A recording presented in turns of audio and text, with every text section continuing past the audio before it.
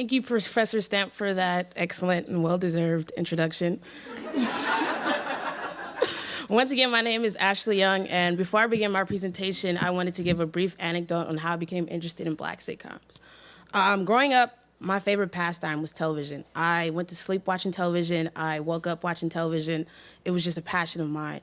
I love older television sitcoms such as The Brady Bunch, Three's Company, Bewitched, and my dad, who's also really interested in television, started to notice, and he suggested that I watch his favorite television show as a kid, Good Times. The only issue was Good Times came on at 1 o'clock in the morning.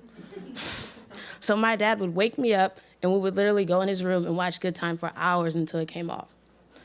That's when I discovered that I had a real love for television shows, and after watching Good Times, I searched for other television shows similar to that era from the 70s and 80s, and I soon became more knowledgeable and more familiar with older Black sitcoms of the 70s and 80s than both my parents put together. Which brings me to my research today. The title of my research is Big, Black, and Bold, a historical textual analysis of Black women on television sitcoms. My project description. My research traces the historical shifts in representation of African-American women on television situation comedies by analyzing one African-American sitcom that stars or features a lead female character from each decade starting with the 1970s in order to demonstrate how African-American women are portrayed on television. My research is guided by 3 questions. The first question being, how are African-American women represented on television situation comedies? The second question being, what and why are certain stories being told about African-American women using the genre of situation comedy? And the last question is, how do characters address or reassert the fact that they're not just women, but Black women? So before I continue, I think it's useful and helpful to actually have a definition of situation comedy. A situation comedy is a weekly series of self-contained episodes with its storylines revolving around an umbrella plot and creating and centering upon a core case of characters. Sitcoms depend on gags, one-liners, and physical antics to generate humor. And for the purposes of this research, Black sitcoms will be defined as sitcoms that feature a primarily African-American cast or an African-American in the lead role. So why sitcom? The number of African-Americans on television is higher on sitcoms than any other genre. So by looking at sitcoms, it gives me more information to work with and analyze. Characters being discussed in the show, as I said before, I chose one sitcom from each decade. So from the 70s, I look at Florida Evans from the series Good Times. From the 80s, I look at Nell Harper from Give Me a Break.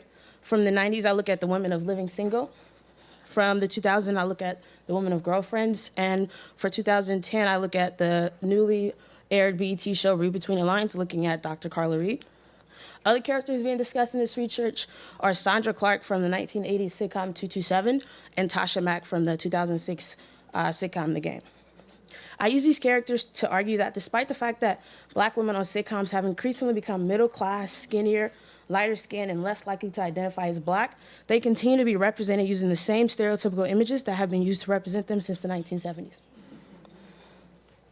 Distinctions from previous work. My research moves beyond the positive or negative binary. By moving beyond labeling images as positive or negative, I'm able to focus on the text and gain a clear understanding of the meanings hidden within these images.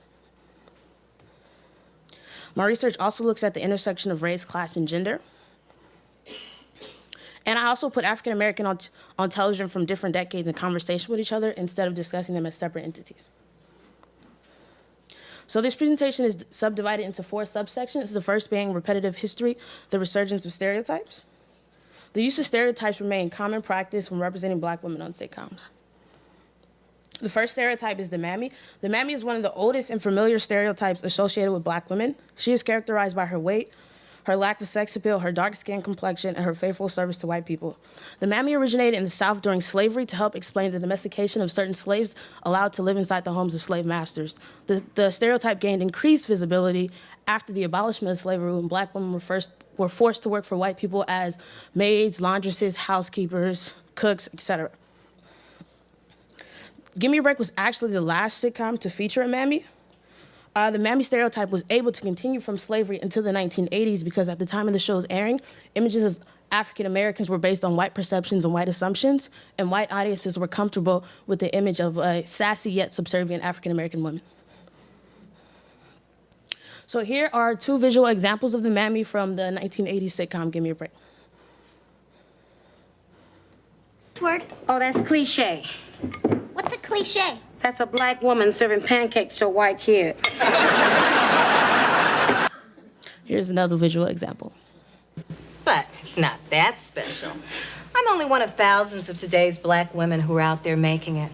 It wasn't easy, but thank God we finally put to rest that old stereotypical image of the black woman as nothing but an Aunt Jemima.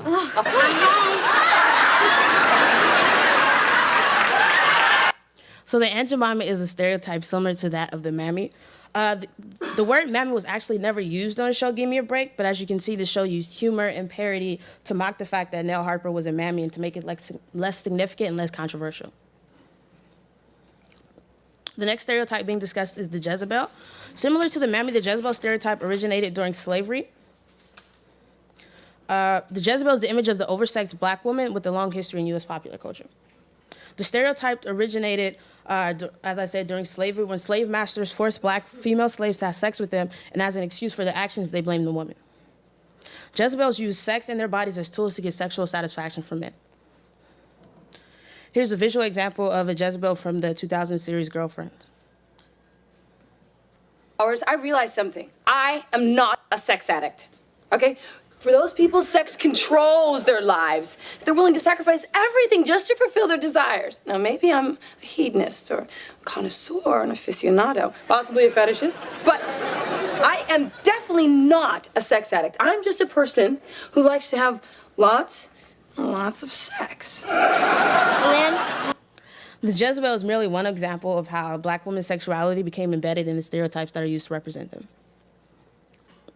The next stereotype being discussed is the Sapphire. Unlike the mammy or the Jezebel, the Sapphire stereotype was actually created on television. The most notable characteristics of the Sapphire are her sassy, hands on the hip, finger-pointing style of telling people exactly how she's right and they're wrong. The Sapphire originated on the 1950s sitcom Amos and Andy. The character on the show by the same name became a common character used on later sitcoms. The Sapphire is also referred to as the angry black woman. Several of the Sapphire characteristics, such as her sassy or her feisty manner, are also associated with the mammy. The Sapphire is basically a skinnier mammy who does not care for white families. A visual example of the Sapphire from the series, the 2006 series, The Game. Sound like a weed stove.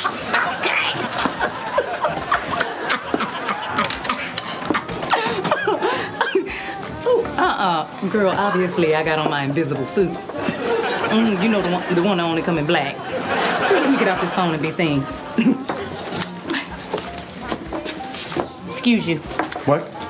You know what? You just jumped in front of me. Lady, I'm ready to order. You were just looking at the menu.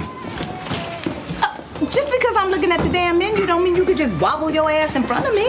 What's going on? Lady, let it go. You were talking on the phone. Moroccan mint latte? Oh, hell no, I ain't gonna let it go. And why are you taking his order? I was here first. Please, ma'am. I'm just trying to save up enough to get a bus pass. Can you believe these people treat me this way? Tasha, calm down. Does it really matter if you get your coffee 30 seconds later? Yes, it does. I'm spending money in here just like he is, and I deserve some respect. And if you give him that latte before I get mine, I'm gonna set it off up in here. I'm gonna call the manager. Allow me. Manager! How they just gonna ban us? Sapphires have a tendency to overreact to situations, especially if they feel like they're being unfairly treated. Also, if the situation or injustice involves race, which is clearly which is clearly related to the Sapphire's ties to the mammy. The mammy was a stereotype heavily embedded in race, so which is why Sapphires have a tendency to not only reassert their blackness.